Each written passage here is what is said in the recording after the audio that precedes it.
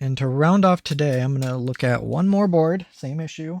So here's another board, power connector ripped off, but as you can see, the little copper traces, the little copper contacts for the female connector are still there.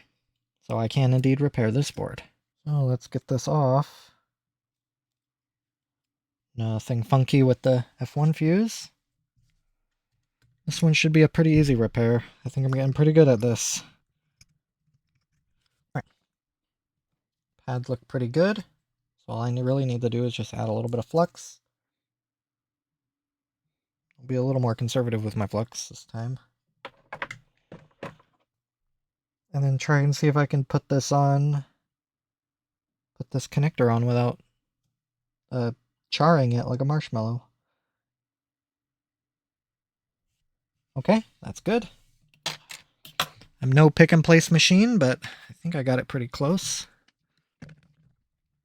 I'll turn my camera on it.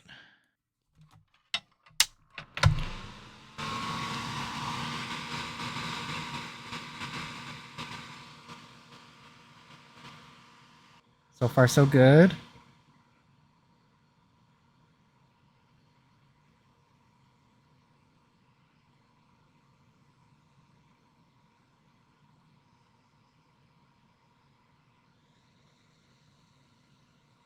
Oh, there's one. There's two. I guess the pads up front are probably solidified. Or liquefied. That was very smooth. Perfect. The first 3 or so of these that I did, I ended up sort of cooking those little connectors, charring them like marshmallows. Not necessarily intentionally, but more of a lack of experience. Like here's one I did. Like it doesn't hurt the connector at all, but definitely doesn't look that great. It's more cosmetic. It still functions.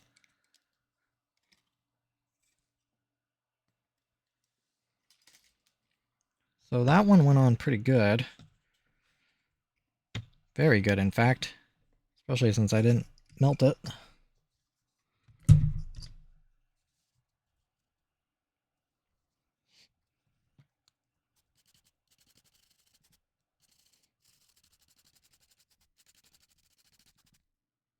Alright, I dare say that was pretty good. Definitely not perfectly center, but looks like the solder is grabbing onto those legs.